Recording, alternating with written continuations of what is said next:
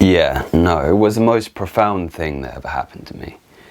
It was like I fragmented and split into two people. Was I being depressed, or was I noticing depression?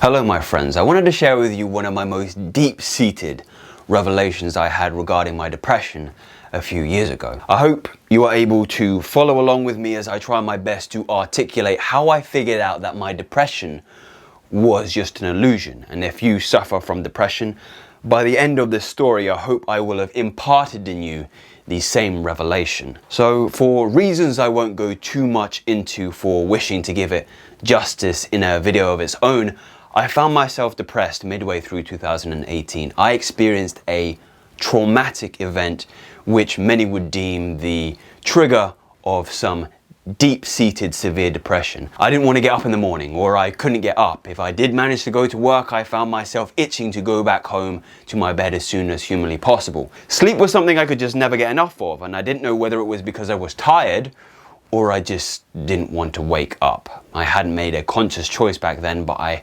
have an inkling it was the latter. I was either gaining weight or losing weight. I didn't want to go outside, and I certainly didn't want to be around people. I even found my posture began to change as I slumped around, and my chest started to close, my shoulders rounded, and I was almost shrinking away from the world. I wanted to disappear or be swallowed up by it.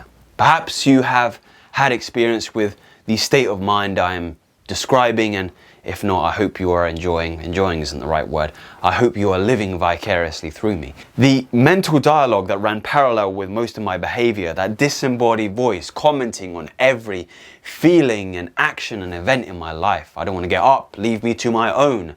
A myriad of other dampening comments that would appear. I must tell you, I continued in this vein for a long time. It is true that depression isn't immediately recognizable. Your friends, family, and people in your life you observe to be full of happiness and vitality could be secretly suffering under this repressive, depressive weight like me. It must have been 9 months of living this way, or existing this way, I should say, because it's no way to live. Then something happened to me one day. You know that voice, the commentator of your daily life? Well, mine slipped up in a big way. I woke up one morning not wanting to get up, and I started to prepare myself for that similar feeling depression brings with it, that aching wave of guilt and truly wishing you could disappear into the sheets. Here comes depression, that voice said, and then I felt the feeling of that dull ache all over me. Yes, that's the feeling of depression, the voice continued. Then I began to think, if I was completely depressed, why on earth is this voice inside my head only noticing my depression? Surely it should be depressed too. It was in this instant that I broke out of the illusion that many people are still trapped in. Many people still believe that that voice inside your head is you, when it is not. Understand, I was completely and utterly depressed. If you were to have a conversation with me back then, I would have blurted out my troubles within 30 minutes. But in that moment, whilst I was sitting in my bed, I realized there was me and my thoughts, but there was also what I come to coin as the noticer. The noticer was just doing what it was doing, commentating objectively about what I was experiencing, not judging, just noticing. There was no subjective input from it. It merely was letting me know what was happening to me in a matter-of-fact way. The most important thing I realized is that there is a sliver, or that there was a sliver in me, and I will continue to call it a sliver, that was not depressed. The noticer wasn't depressed, it was just noticing. It was like I fragmented or split into two people. From that day moving forward, I continue to recognize the mental dialogue in me because it erupted in me frequently. However, I was becoming increasingly aware of the noticer, just chipping in with a bit of fact checking. Look, you may call me insane or schizophrenic, and you know what? You might be right, but I really liked this part of me, and I started to spend more time being aware of the noticer.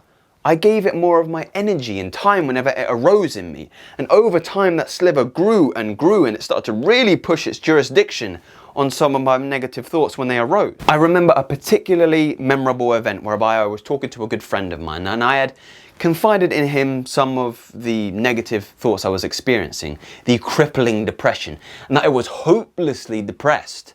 And then the noticer piped up. "You don't believe that," he said. And it was true. I wasn't completely hopeless. I wasn't in crippling depression.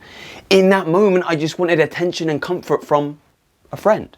That was the truth. And it is the same for all of you experiencing depression. You're not completely depressed. Is the noticer of your depression depressed? Or is it just noticing? Needless to say, it was in this moment I was liberated from the illusion of my depression, which is that the illusion is that you are your thoughts, and that your thoughts are lying to you about your state of mind and state of being. You have to catch yourself out on your own bullshit. You might be depressed, my friend, but you're not hopeless. And if you subscribe to any of what I said here, subscribe to me, and together we'll get it done.